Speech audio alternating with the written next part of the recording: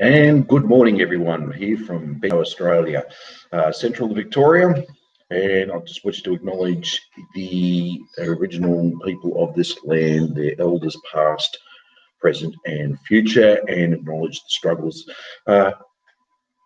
they've been going through for the last 200 years. And certainly their struggle is our struggle because they're fighting the same forces as what we are. Well, it's been a very interesting week so far. Obviously, some of you are not aware that we are now officially in economic recession. Even the D word is being used, depression. That certainly is. There's quite an interesting commentary on both the media and social media as well.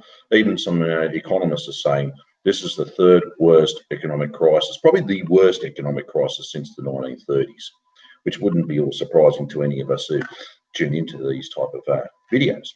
Now, what was interesting, someone pointed out, this will probably take about 15, 20 years to recover. That's if capitalism's still around in 20 years' time. But there's also not surprising for all of us who generally are quite knowledgeable in our theory and practice as well. This is a systematic crisis of overproduction again. And we, no doubt myself and many other comrades have talked about this over the last many years now, that this big one is going to come along. I thought maybe a few years ago, but these were all the opening stages to it. At the moment, the media's like to sort of put out that it is basically the COVID-19 that's really caused it. They're trying to deflect the blame. The other blame, I really loved them saying this, was it was a buyer's strike. From April to June this year, it was a buyer's strike that caused all this. Wrong again.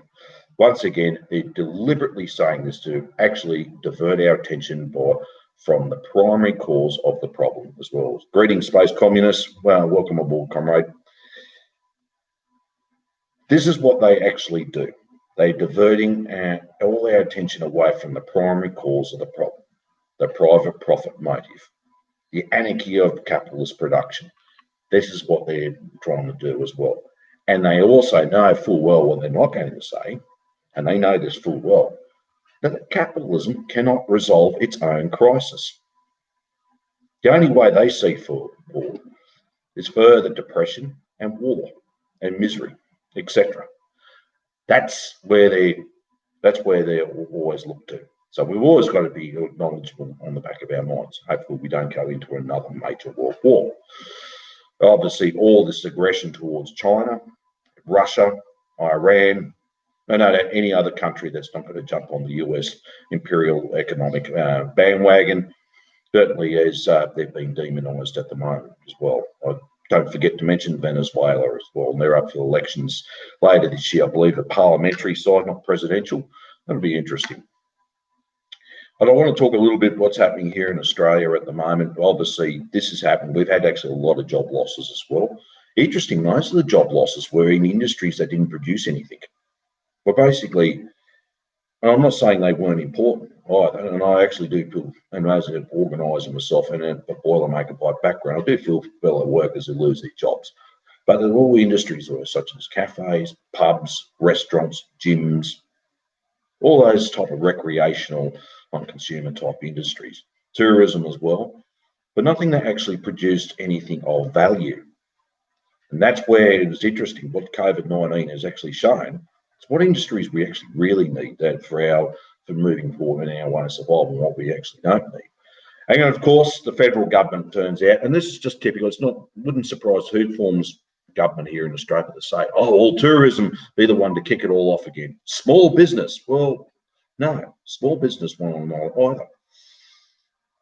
And other sectors of the economy, what they don't talk about is actually, well, what about actually producing things that will be useful for us to rebuild and mobilising people to get things happening as well, like fixing our environment. Someone made a comment on Facebook the other day, and they said, "Oh, what happened to climate change?" It's still in there. It hasn't gone away. And we're now in our early spring here, and obviously, look, I wouldn't be all surprised we're going to have some real extreme hot weather for our spring, which was unheard of many, many years ago. It was an extremely rare occurrence, but it's coming a lot more common in the place these days. Longer heat waves, longer summers. But that's back on the agenda as well. We've had a good lot of rain come through in southeastern Australia. Fantastic. I love seeing everything green, rivers flowing, everything's, it looks magnificent at the moment. Anyone from overseas, yes, unfortunately, you can't come into Australia at the moment, but talking about tourism, there's certainly a lot to see at the moment. It looks quite beautiful and stunning. The fact is, though, once it comes to heat wave, it can dry things out very quickly, and then we've got a critical situation with bushfires. And obviously, what we saw last summer here, when it was transmitted all around the world, was horrendous bushfires. Those were real extreme ones, not just your common bushfire, real extreme ones we've seen. And this was a product of the systematic crisis of capitalism. Capitalism modes of production has caused this whole new climate as well. And if anything, this is where they cannot fix their own issues. That's why it needs to be a mass-driven mobilisation by the working class. Under socialism, it can be done as well. It would have been mobilising the population. And just referring back to what I was talking about, mobilising the population. We'd be mobilising the population to deal with this, not sit there and complain about it, but we'd mobilise them. Right, we need to reforest a lot of our lands. And yes, those of you from overseas are interesting to know, Australia is one of the high countries with one of the most clearing of forests around the world. Well, prior to your white British European settlement here in Australia, it was actually a lot more forested. It wasn't one big open desert. It certainly was more in what we call the outback, but along the east coast, it was really richly, thickly forested. And it was really pristine as well, obviously. What we've obviously done, I would be mobilising it. Why aren't we mobilising anyone, the whole population, to deal with this? And even with COVID-19 during this crisis, why aren't people mobilised? Like, okay, we have got a shortage of certain equipment. We've even got a shortage of face masks, and I'll talk a little bit further about the face mask issue. We've got a shortage of all sorts of things. Why aren't we mobilised? Right, we need to get this done as a matter of urgency. Mobilise. You'll be paid full wages, not work for the welfare. None of that. You'll be paid full wages. Good, be paying wages and keep going. There was none of that as well. And so obviously, what their solution was, well, all of a sudden, if you find yourself out of work, we'll pay you JobKeeper instead, or JobSeeker. Yeah, and which was worked out to be $750 Australian a week, or $1,500 a fortnight. Might sound a lot to some people, but it's not. Most of it wouldn't cover the basic costs of living in a lot of areas around Australia, especially if you're in regional Australia as well. And things can be a little bit more pricier or expensive, pardon me. So what we've got, a situation now, we have a crisis of overproduction because people, common working class people, can't afford anything that's produced anymore. We've got abundance of everything again. We've got abundance of food, we've got abundance of houses, we've got abundance of whatever, you name it, we've got it. And we can even feed the population 10 times over without having to grow new stuff again. But people are going to go hungry because they haven't got the money to afford this. There's houses standing there empty, even brand new houses and apartments sitting there empty. Too many of them, in fact. But people go homeless, not because there's a shortage, a critical shortage of housing and accommodation. No, they just can't afford all this. And now they're talking about more foreclosures, escalating. Yes, that's right, escalating big time in this country. I mean, houses are just fundamentally overpriced overall. Fancy paying $500,000 for just a common 3-bedroom house. That was unheard of when I was a young boy. Usually when I was a young boy, and it was still at the time where there was still some strong social systems in place in Australia, you could pay that off within 5 years even. And it was no problems paying off a house in that period of time. You planned it out, you had a secure job, but all that's gone by the wayside now because of all this free market, neoliberal, we've got to make wealthier, we'll get wealthy, the trickle-down effect, etc. And this is what's put everyone into. Now, what the governments are coming up with, let's tap into our superannuation. Now, during this COVID-19, it would have been about April this year, what the government put in policy was that you can access your superannuation. Now, for those of you who are just a little bit unaware what I'm talking about here, just take a step back. Back in the 1980s, then Labor government introduced what we call superannuation, compulsory superannuation. We forgo a pay rise in order to have our retirement savings saved up in they're not in a particular superannuation fund. It was what we called the industry fund. On it, you had union representation, employer representation, and even no doubt some from government at the time. But the idea was it's so you can have a nest egg. You can either be paid out in a lump sum or gradually pay out during when you retire, after you retired from the workforce. And that allowed you to have a lot more quality of life at the time. And obviously now the superannuation itself is a massive economic. I'm just random. Let me just say that it's worth at least a couple of $1 trillion to the Australian economy. So you can see the sharks are trying to circle around this. Now, what they did is then said you can access your super up to $10,000 payment each. Now, as long as it's got Australian Tax Office approval. Now, what that does, if you take 10,000, you might have, say, I'll just use $100,000 in your super fund. You can't touch that until obviously you retire. But what they allowed this access to do, instead of, I'll just keep on that. What that allows you to do, if you take $10,000, in fact, you're not actually just taking $10,000 out. In the long run, the value of your super and the cost of it's actually going down. One of our industry funds, Australian Super, actually brought out the graph. There's a program they put on that you can click how much super you've got at the time, what it's calculated, what's going to be when you're 65, when you retire, or 67. And then if you take 10 grand out, and actually in the long term, what's happening, you're probably taking about 5 to 10 times more of that out in the long term. And it costs to, so what the federal government in fact done, and the whole blessing of the ruling class, the bourgeoisie themselves, in fact, we're paying for this crisis. So what in fact, and what a former Prime Minister said, Paul Keating, I'm not a big fan of him, I've got a lot of criticism about him, but he did say something right. There's your bathtub. What they've done is pulled the drain out and turned the tap off from top. So in fact, all your long-term savings is going down. So by the time you do retire, you're not going to have a comfortable nest egg. In fact, what you're going to be looking at could be extreme poverty. If you happen to lucky to outright own your home, you'd have to sell that in order to fund your own retirement. The pension, they've completely deliberately done this and destroyed the pension. Well, Australia was one of the first countries, I think probably the first country to actually to achieve the pension. That was through good working class organisation and struggle back in the early 1900s, yes, early 20th century. Well, that's gone by the wayside now. So by the time you are looking to retire, most of what they want you to do is work till you're dead. So the only time you'll be clocking off completely is when you jump in the coffin and off to your funeral. That's when you that's what they want you to do, work you into the ground. So you can be 70, 80, doesn't matter. You have to fund everything. And that was the whole capitalist mindset behind this as well. Well, we know you're up in crisis. We still want you to spend. Anyway, we want you to tap into your retirement savings. Instead, under a socialist system, or anyone that's progressive would have turned around and said, no, everything's stopping at the moment. No bills are to be paid. No rents to be collected. So landlords, companies, etc., everything's put on hold until we get through this crisis. Did they do it? No. So we're going to be facing a lot more deeper crisis here in Australia, something we've never seen for about 3 generations. My grandparents were the last to ever see a real massive economic crisis. Sure, I've seen recessions, but this is something we haven't seen in a lifetime. And now I'm not trying to be Mr. Doom and Gloom and scare everyone either. I'm just trying to paint a much more realistic picture. But that's what they're doing. They're deliberately, once again, putting the burden of the crisis back onto working class people, the common people like you and I.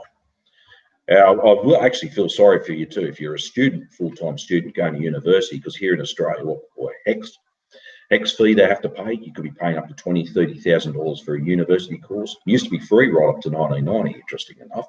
And all those people who support the policy of a HECS fee had free education when they were young during the 70s, etc.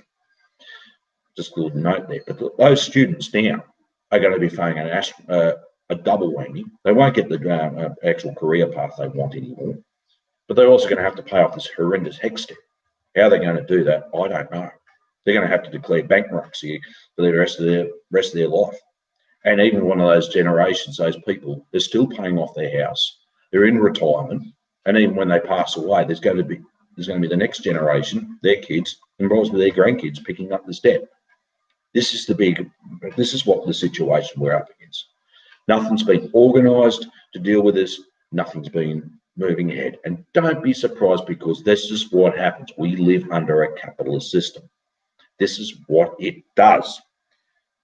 Bourgeoisie are there to make profit by any means they have to. The only way they were seeing forward now is looking to more investment into defence. $270 billion into defence. Well, I actually call it attack, because it was they're part of the US and US imperial military bloc for the Pacific here. 270 billion could have been actually spent somewhere else that would be beneficial to the people. Seriously, do we really need to go on the attack to anyone? And it's actually all over about what we're trying to do is threaten China. What's interesting, and there's a little interesting comedy they paid out in our foreign policy on that as well. And it was actually called Utopia. You could actually look at it on the Australian Broadcasting Commission page. They've got it was a great little ABC series about the public service, and the characters in there. Well, what happens? They had a government department meeting, and they had all the top military brass around them. And what they want to do is formulate policy, and basically it comes to the crux. So they need to build up. The line was, we have to build up a model. Who's our biggest trading partner? China. So we need a big military, yeah, against our biggest trading partner. Yeah. Okay, that makes sense. And that was pretty much the gist of it. It's quite funny, but it was that's our foreign policy. It's just it's a complete joke, to be honest with you. I sometimes think, why does any other country take our government really seriously on things at times? What a joke. China's still their biggest trading partner, and we want to go along with US foreign policy and try to actually threaten it all the time. How completely dumb is that? I understand that we do need to stand on our own 2 feet and manufacturing back here, but I will make this comment about China. China did not march in here with guns and the People's Liberation Army and took our jobs. No, they did not. Fact is, what happened? It was successive government after government after government, and with the backing of all the capitalists here, to remove all our industry and move it offshore. And some went to China, but others went to India as well. Others went to Bhutan and Singapore and Thailand. They were looking for cheaper sources of labour to maximise their profit. Did the cost of things go down? No, they did not. Just recently, the New South Wales Premier, or the Premier of New South Wales, Gladys Berejiklian, she announced that no one in New South Wales can build brand new trains, good quality trains. Guess where she's importing them from? India. And she said that, and I'm not kidding you, she said that in one of the industrial heartlands of New South Wales, Newcastle, where they actually can manufacture trains there. These are the standard suburban trains. And she said, no, we have to get them from overseas. How completely arrogant, ignorant, dumb, obnoxious. And she's one of the dopiest looking thing I've ever seen as well. Sorry, that was not professional, but I don't care. The fact is, to saying that in an industrial heartland in New South Wales to working class people was more or less a slap in the face. That was a punch to the face. Mind you, if she's voted out, which she should be, good. But it should be a royal commission into her government as well. And it's completely corrupt. I don't care. I don't care what the people, what they think. It's corrupt, and what they've been doing to that state is just unbelievable. But this is just their mindset. They can do it. We can build anything here. We've got the capabilities. We've got the brain and knowledge. But this is what I'd say, going back to it, I want to emphasise. China did not march in and tell us we had to do this. No, this was just complete sellout on behalf of our respective governments, on the blessing of our capitalist class. The thing is, I've just given you one demonstration, just one example. This has happened right across from state governments, local government as well, and federal as well. Just speaking on local government, Ellen Woolley's joined us. She's actually running for local council elections. I think it's in the Shire of Hobson Bay. And I wish you all the best with that. I think we certainly need some good socialist and communist candidates and just general working class people to run in these council elections, not selling out our basic services, not privatising, etc., but bringing them back in-house. And local government can play a big role in this as well. Why do we need to outsource our services? It could all be back under public ownership, from garbage disposal right through to council works, etc. And then local government used to actually be a very big employer, so they played on a lot of apprentices as well. Yeah, a lot of apprentices, especially mechanics. They serviced a lot of the trucks and vehicles, from electricians, etc. They employed many people as well, and cadetships as well. For example, like engineers, to traineeships, etc. So local government too can play a big role in this. But like them, like many predecessors, they took the neoliberal free market, laissez-faire capitalist model of the economic models of Milton Friedman, the Chicago 5, etc., of just rape, pillage, and plunder. And this is why we're paying overpriced services now, etc., and not good enough council services. So there's at least one thing, if we can get some candidates, and I'll just talk about elections in a minute, but if we can start getting more candidates, good union candidates as well, and socialist and communist ones to run in these things, this is where we need to start from the build-up. Now, just on elections as well, it's vitally important that we do run in these things. In the past, look, I took a very similar position, like what's the point? It's a waste of time, it's bourgeois apparatus, you're not going to get anywhere with it. Wrong again. We can actually do achieve a few things as well. We can actually put a voice for working class people back into these rooms and put our demands back on the table again, and also use it to mobilise and organise working class people and its allies as well. I won't forget the allies. So that's some practical things to do. And yes, we've got local government elections happening in October through Victoria. They happen various times around. There's no one-step date for all the states. It's just that this time around in Victoria, it's all local government, and I believe the Victorian Trades Hall Council, through the workers, I think it's through the WEA Union and other working class organisations, are basically learning.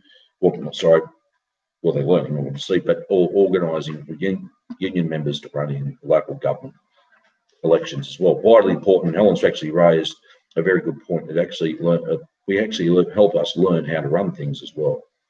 A very good point. It's a very good point to learn those things as well. So not just like on the ground in the factory itself, but also on an administrative level as well, and developing good policy. So it is vitally important that we do run in these things. We haven't got the ability to boycott elections. It'd be completely stupid if we do. The only time we would boycott election is if the working class was in a position of power already to take power. That's pretty much in Lenin's time when the Bolsheviks organised the working class and the peasants. It was in a position to do so, to boycott elections. It's not just that we boycott every election. I did that once and it was completely stupid of me. It was completely wrong. That was many, many years ago. Mind you, I was quite angry about a lot of things as well. Mind you, the calibre of candidates weren't good either. It was coming down to Tweedledum, Tweedledee and Tweedledoo. And like, look at the bit of paper and go, gee, but why didn't we run? And as simple as that as well. We could actually look at the next time around. We can stop complaining about things and actually getting off our bums and start, all right, well, fine, I'll do something about it. Run as an independent, whatever you want, or as a union candidate, etc. As long as we're starting to put our demands and progressive policies forward as well. So vitally important, we have to use whatever tools are ahead of us, and especially now with this economic crisis, it's vital we use what tools are given to us now, and whatever organisational bodies we've got. Still, to this day, I will say and unions as well, get involved in your respective union that's got the coverage of your classification. Doesn't matter how conservative it is, you need to get involved in it and talk to those fellow workers as well, and helping them organise at the workplace level as well, and they build up from the lower to higher levels of struggle as well, the economic, the political, and the ideological. That's where we need to look at as well. I've talked about that in previous videos. So this is where we're stuck in this economic crisis of capitalism. Some of us, it's not surprising either. We've quite well read in political economy and philosophy and social science. Yes, it's not surprising, but no, what actually we will look at what practical things we can do as well. Later on after this video going on elections, I'm going to go help out one of our local union members, Luke Martin, who's the Secretary of Bendigo Trades Hall. I'm going to have to do some letterboxing, which we can do here in regional Victoria. We're not on those level 4 restrictions as they happen to be in Melbourne. They've got a harder task ahead of them as well. It's an extremely awkward time. But one thing that's out of this, we're learning different ways to organise as well. Some basic ways, but we're learning ways how can we organise even under restrictions as well. So we're some good practice here. So I'm off to letterbox a little later on. And plus, it's just turning out to be a nice day in general. So it's good excuse. Go and help a good comrade and a good person, and also enjoy a nice day. Also, to what's happening as well out of this economic crisis, obviously now we're having a lot of the anti-mask rallies. Obviously, in and out currently at the moment, Victoria, we have to wear a mask when we're outside, face mask, disposable or proper cloth one, etc. Now, it is an inconvenience. I hate wearing the damn things. It's just irritating, but we have a duty to do as well. There was a good explanation by Jody Bra, and I forget the person that was interviewing on the Workers' Party of Britain. I believe I'll put the link in there in my comment, etc. I recommend just looking at reading it. It's about 10 to 14 minutes. And Jody explained about the situation with these people who've been trying to organise these demonstrations about wearing a mask against restrictions, etc. And look at the ideology behind it. Usually, most time, the class consist, or the class makeup, sorry, trying to think of the word, trying to think of some simple words to explain things at times, but the class makeup of these demonstrations are usually mostly the petty bourgeois, the small business, ones that actually own cafes and maybe a gym, etc. Have a few people employed or won't work for themselves, down to the privileged sections of the working class, if you want to say.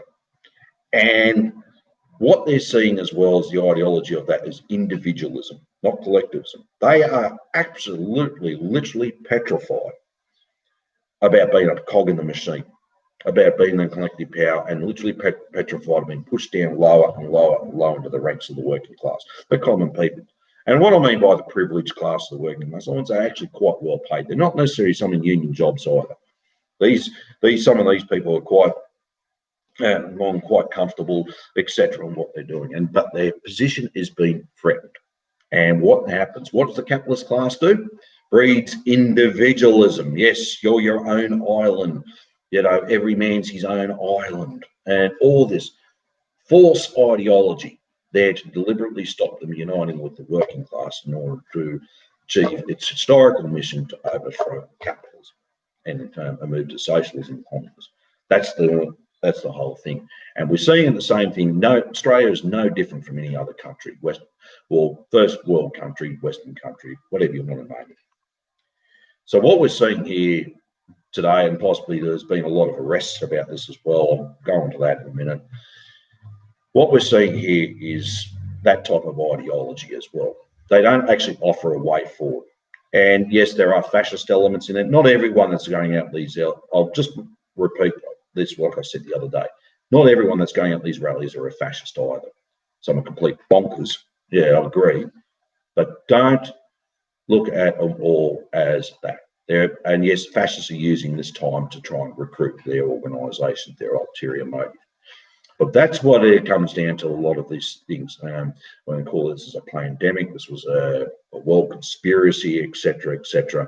That's because the ideology of capitalism has put us into being divided. Instead of looking at it beautiful, it's beautiful to be part of a collective, of being united as a class. That's beautiful. That's what we need to look at. And we, as communists, socialists, Marxists, whatever we want to call ourselves, we need to put that way forward to those people as well, saying, hang on, okay, you're concerned about your economic, you're concerned about your economic goals or whatever it is. But the fact is, being individualistic and being like that, instead of coming back to us and said there is a way forward, and we've got to move to a way forward instead of being divided. What I'm seeing at the moment is a lot of division, a lot of fear, scaremongering. We don't need that. What we need is good, practical activity, what we can do moving forward. So we have a lot of work to do in that area. I'm not going to call them, I know, look, I'm not going to call them idiots. I'm not going to call them all this type of things. No, these are a lot of concerned people that they've got some real deep grievances against the system. And yes, a lot of this, they actually as well frightened about what's going around, what's happening around them as well. They just don't have that clear understanding of where we go. They actually we also have to be mindful. There are those elements, and I'll talk about the fascist elements. Oh, this is a world communist conspiracy, a world government. That's socialism and that. No idea. We need to debunk those myths pretty damn quickly as well. Actually, I heard the term Stalinist used the other day, and I had to chuckle to myself as well about that. But this is serious stuff. And we have a lot of work to do. With the police raids and police arrests, there's been some interesting discussion about that as well. Sometimes it was over the top, etc. And I was obviously a young woman that was arrested last week. Well, it's actually gone. It's all over social media, etc.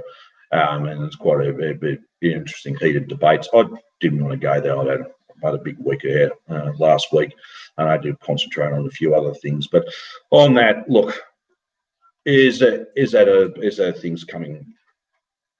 Is there things going to happen to us? Looking for big possibility as well. Do they deserve it? I'll leave that up to your own mind. But I think actually I do want to say something about these arrests. There's a big public uproar about that, what happened to that young woman. But where's the big public uproar of the Indigenous people when this happens to them? This happens to them every day of the effing week. They've been copied ever since 1788, but not a word. I just want to put that out there. This is what they cop every way. But as soon as there's a white Anglo person, yes, I will go there. I don't care. I'm pretty thick-skinned on that sense. Happens uproar. Oh, how dare that was heavy-handed, etc., etc. But what happens to Indigenous people? This happens to them every day in this country. But the thing is, they're totally criticised for organising rallies. Yes, we have Black Lives Matter, but that's more like an American type thing. It's actually Black Deaths in Custody here in Australia. They mobilised as well on the back of all that. And some very good mobilisations back in, I think it was May or June.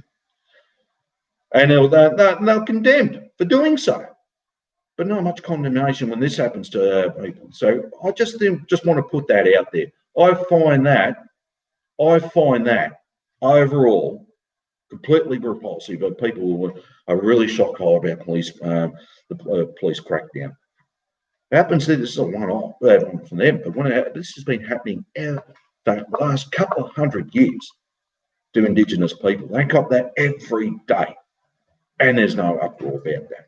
That's fucking hypocritical. Sorry, I didn't mean to swear, but I was involved in Black Deaths in Custody many years ago when I was living in Western Australia.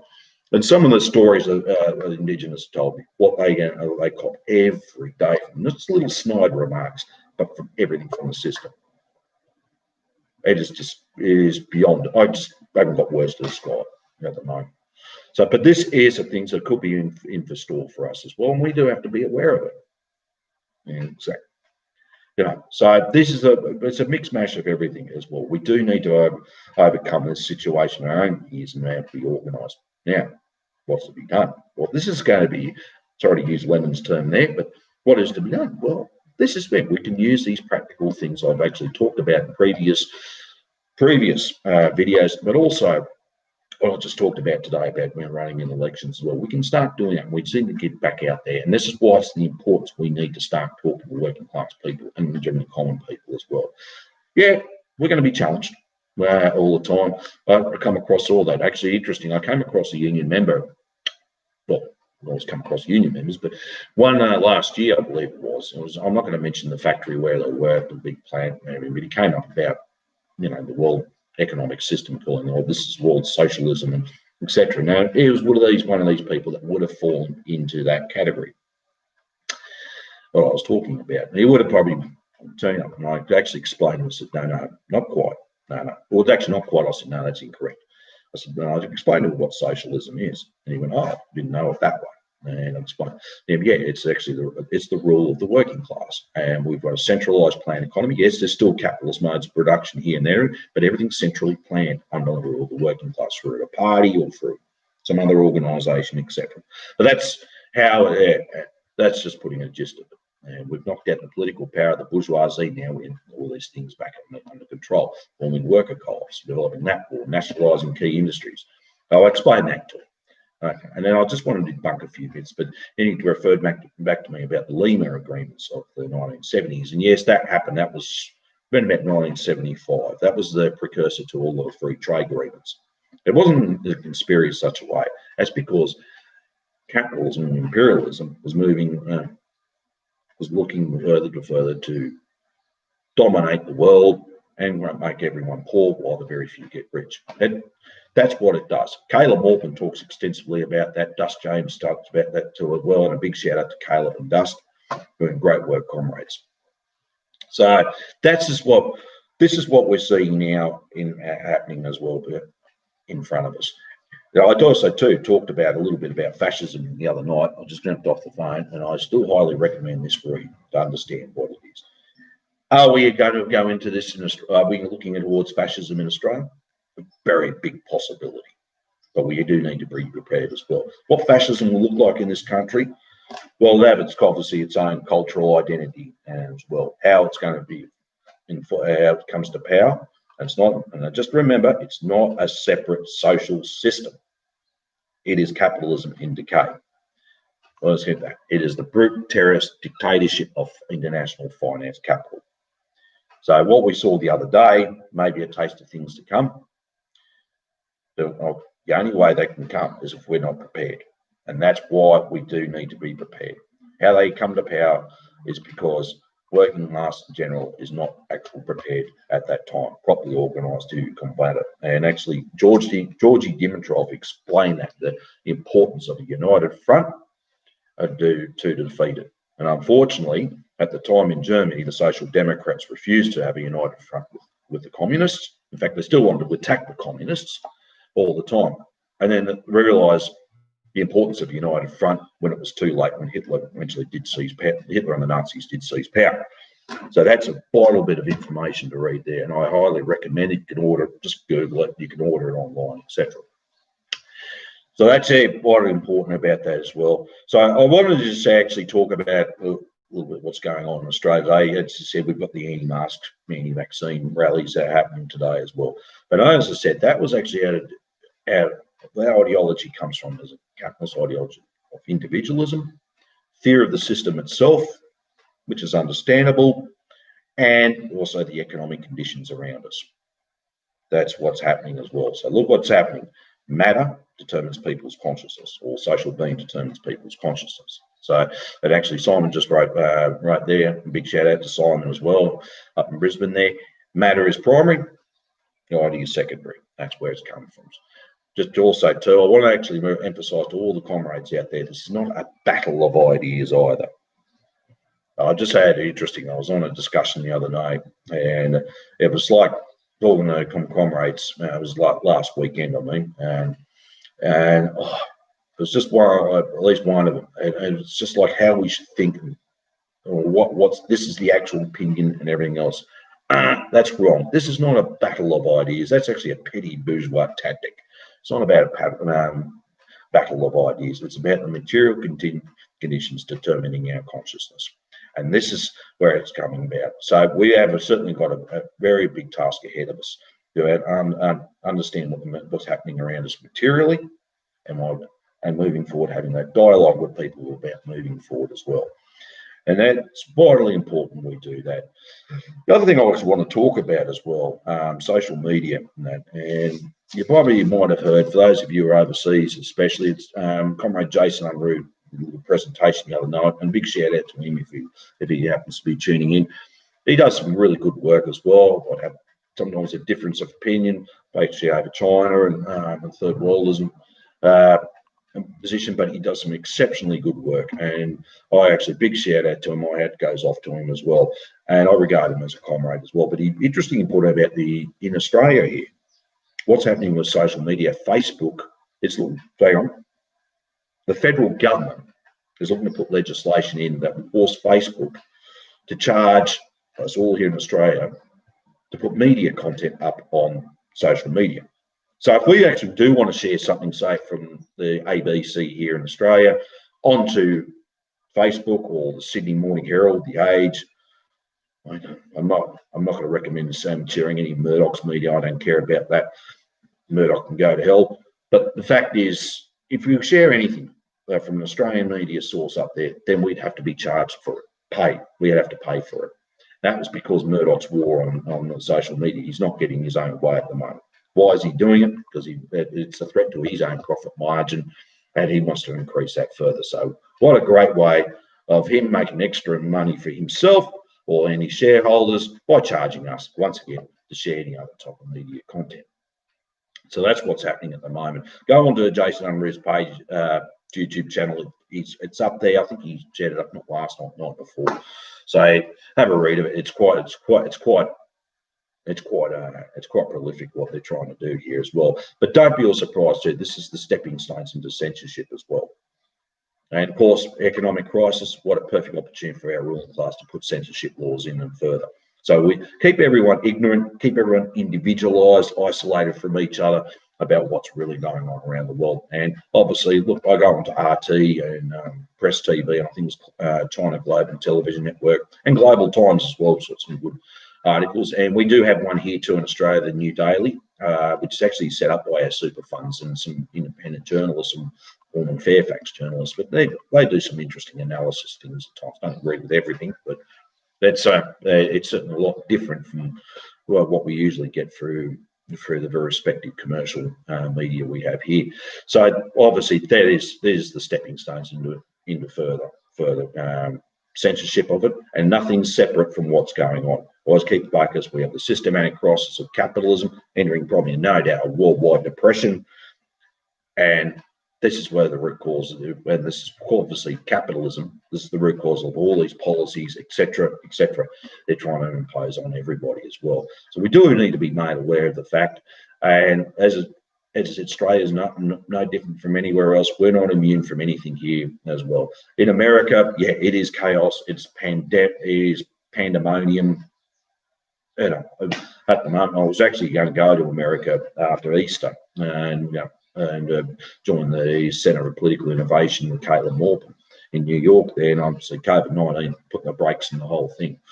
But now looking at it, it's just like it is literal disaster. It's really extreme. Can it happen here in Australia as well? Yes. Very big possibility as well. And it's not just the racism either. About many other factors as well, I think, for organised labour. When I wanted to talk about the organised labour in a minute as well, but just going back to anything we're trying to do here, the system's been polarised as well and putting people against people. So we do need to keep all these things in the back of our mind. And obviously we have a lot of work to do with it. One individual's not going to do it, one or two, but a whole heap of us. We can work out, do things collectively in one way and support each other. And one thing actually Caleb did mention, we need to build the infrastructure. What I'm doing here now, and what other comrades are trying to do, but you can do it via do your own YouTube channel. You can do all sorts of things. We need to build that infrastructure like their forebears did back in the 20s and 30s again. That's what we need. And we've got the foundations we can actually do that. You know, Helen's running in elections, and no doubt other union comrades, and socialists and communists as well. We have trades halls or union halls. You know, we are union. Yeah, not where I'd like it to be, but look, hell, it's happening. Let's go and let's do it. Let's start building all these things and get involved. We don't need to create something new already. What I'm doing is nothing new. It's just like, we need to actually start developing our infrastructure further here. We're not going to get it out of, obviously, the capitalist media. We're not going to get it out of any other capitalist institution, but we can start with ourselves again and start using what we've got already. And further on, it will develop into newer things as well.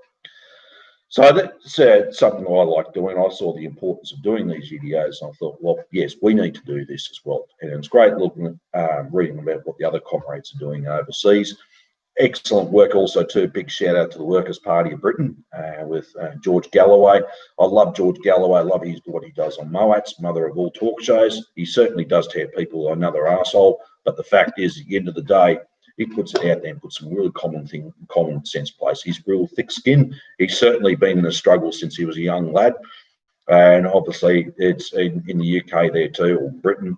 The situation is actually it's quite bad as well, especially with COVID-19. But what they're doing over there is building their infrastructure. And so what I can see, it's been happening here too. And in the US with Caleb Dust and many of the other comrades like Matt Cedillo and that with the Chicanos, they're doing some excellent work there. And also, no doubt we're seeing what's happening in Canada. So it's happening. But slowly at start, but it's doing it. And that's what we need to do. I think we've also, what we understand too about further attacks on working class conditions as well. I talked about what was happening with superannuation. That's just the start. Also too, they also just your general wages and conditions. And I'll just talk about general wages and conditions. We've just got a number of agreements, what we call enterprise bargaining agreements. Industry agreements are up for renegotiation, and we're certainly now in a climate that the employers want their pound of flesh back. We're dealing with one company at the moment, and they certainly wanted their pound of flesh back. I can't name the companies at the moment, just for legal things, but I can share this I could share this so far. What it is nothing surprises me at all about this. They certainly want their pound of flesh. All this time that workers' gains, they've gained so far, the capitalists will always want to take that back. There's a good book actually called Brother Bill McKay. It was about a communist trade unionist, left Scotland back in the early 1900s, went to live in Detroit, Michigan, in the US, and he talked about how he organised and built the United Auto Workers there in the Ford plant in Ford's Rouge River plant there in Detroit. Great story.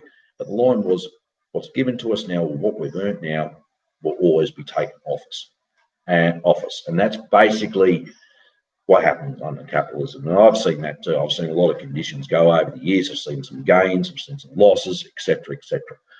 And it's a constant battle to try and retain what we've got, especially in regional Australia as well. A lot of people do fear they're losing their jobs. People fear losing their jobs pronto, but especially in regional countries.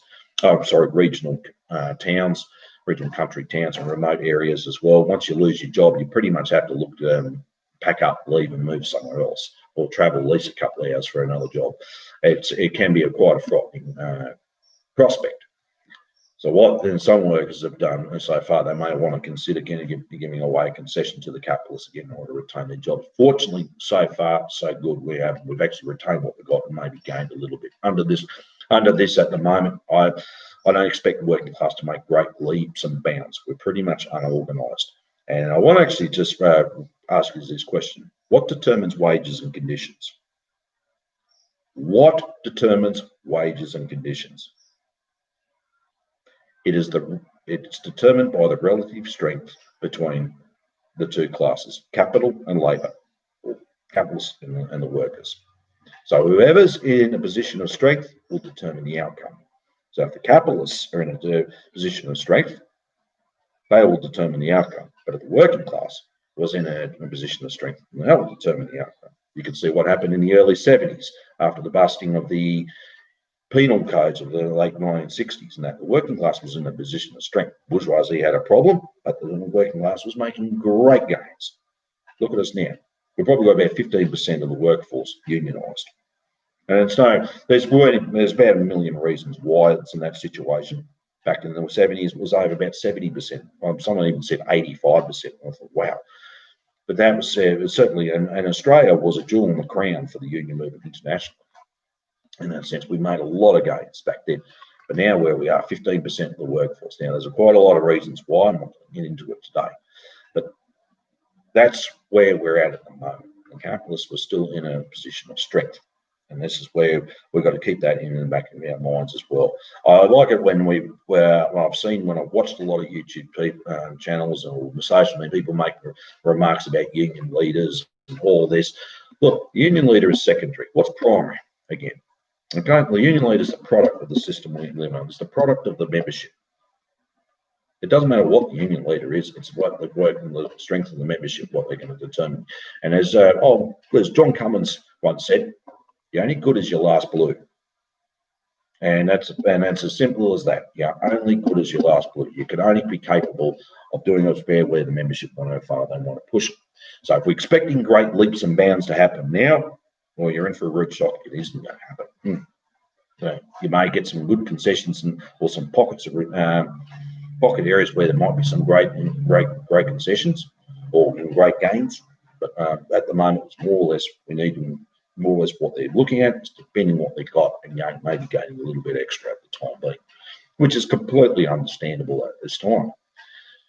Well, this is why we've got a big monumental task ahead of us to organise the working class, and just not just in unions either. We can look at other areas as well where we need to. And also, too, big shout out to Earthworker, the worker cooperative movement. We should be looking at that as well. And it's really good. I've actually got a lot of admiration for Dave Karen and all those comrades in Earthworker. They're doing some great stuff, setting up these worker co-ops, and they're looking to, with the superannuation funds, going back to that, to fund certain industries where it's worker controlled, where it's worker controlled. Vitally important as well. Never forget the economic base as well. We need to develop, talk about developing our infrastructure.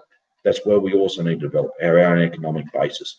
Workers that do that, be either organised in unions or into worker co-ops, they will have an interest in production. And they generally do, actually, interesting enough. They actually know how they can do things better. They know the quality of what's produced, what they do, etc., etc. So they do have a general interest. But what happens? We want to try and get that consciousness developed. Well, hang on, we don't need employers anymore. Employers need us. We don't need them. And I can see what Earthworkers trying to do. And there's those of us in the union movement are trying to do as well. At the end of the day, yep, employers need us. We don't need them. And I remember an old poster from the Wobblies they had from, I think it was about 1912, 1913. It's classic. There was a capitalist sitting on the globe of the world and an organised labour like that, and went flick to flick it off, the parasite. And and basically said, the bosses need us, we don't need them. And so that's something we've had. It's a good part about what we're trying to do here as well. And we actually do not need a system where we've got employers. Really, we can actually we're quite capable of running things ourselves without them. That's going to be a long, big task ahead of us. I'd like to be in my lifetime we've achieved revolution. We can get up to that, but I've got to be realistic as well where we are on the ground as well. So that's where we're looking at the future. There's a lot of good comrades doing some good work out there. I'm actually on that too. I'd like to do a few more videos, interviews as well through Zoom in. So anyone that's running candidates in elections or generally doing some other great areas of work, feel free to do so. Send me a comment. Some of you are actually friends of me with Facebook, so you can just send me something in Messenger. I usually like to do that using a Zoom in type structure. I am trying to work this whole technology thing out, so it's forced me in a position where all of us, it's a great way to communicate, but to use it to go live in a given time, just use a particular program. It does this both YouTube and Facebook at the same time. And Caleb does something different as well, and there's many others. There's probably all sorts of suggestions out there of programs to use, but I'd like to do that. I've already done one with Arzy Jones in New Zealand there, and I wanted to actually do another interview with him. He's a really exceptionally good person, really knows his stuff, very knowledgeable person, and I'd like to actually have another YouTube discussion with him, or at least do a Zoom in, then we can upload it to my channel here. So if anyone's interested, just put me a line, and I'll be all too happy to cater for that. Now, that's actually where we're at the moment. I don't want to talk about any more today. I usually want to keep these within about an hour, give or take a few minutes. There's obviously other things we'd like to talk about. Obviously, I also put my recommendations in for other reading as well. I still highly recommend reading The History of the Three Internationals by William Z. Foster. I love this book. I'll talk about, and a big, massive thank you to Caleb Morgan for actually being the person behind the scene organised to get this reprinted again. Not him personally printing it, but he actually talked to printing publishing firm to have this reprint again. It is fantastic. This is the introduction really to Marxism. You want to see matter in motion, you need to read this. This is dialectical and historical materialism. You just see scientific socialism in practice here. It's amazing book, great book. Yes, great communist, and excellent book. So if you haven't ordered a copy, just Google it again. You can actually order it through there. And also too, I highly recommend Caleb Maupin's City Builders and Vandals in Our Age. I bought another 2 copies of this and donated the 2 copies, one to the Bendigo Trades Hall Library and also to our local library called the Greater Goldfields Library as well. So let me get that out. That is just a fantastic read. I'm looking forward to more of Caleb's books as well. So that's where we're basically. I highly recommend reading some of this stuff. It's a great introduction to it. It's not so complicated. Yes, read the classics as well. And also too, I recommend going on to Matt Cedillo's YouTube channel, his Facebook page. It's actually called The Poet and the Professor. They've actually been reading through Marx's Capital every week. They're doing an hour study of Marx's Capital. They've been doing exceptionally good work there as well. So if you would want to tackle Marx's Capital, it's great to have that introduction as well. Great discussion on that. Before more further ado, I will just want to wound this all up. But look, thank you for listening in again. Share this far and wide. We're all in this together, one way or the other. And 2 times we're all going to have difference of opinion moving forward. That's what we call dialogue. And what's the right way for? What's the correct way forward? We're all learning again, one way or the other. I'm not going to tell you. I'm not going to order you what you have to do, and have you understand we do have to operate under the material conditions that's upon us, and seeing what's the best way forward as well. I hope I covered that for this week. And like I said, look, and if you want me to talk on something, I'll need to have a look at it and read up on it, etc. But feel free to drop me a line. But look, once again, I thank you very much all for joining this week. We look forward to you next Saturday. I'm doing these weeklies. I might just do a couple of quick sort of ones during the week, like I did during the week, just on fascism. I'd like to do a couple of studies as well. I don't know if anyone's interested. I know Dust James looking to look for someone to study with for the foundations of Leninism. Speaking about me, but it doesn't have to be me. It can be someone else who wishes to drop him a line, and feel free to do so. And there's obviously a lot of literature here I'd like to study with as well. So all the best, comrades. Thank you once again. Keep up the great work. You're doing what you can under exceptional circumstances, but we're all, once again, we're all into this game.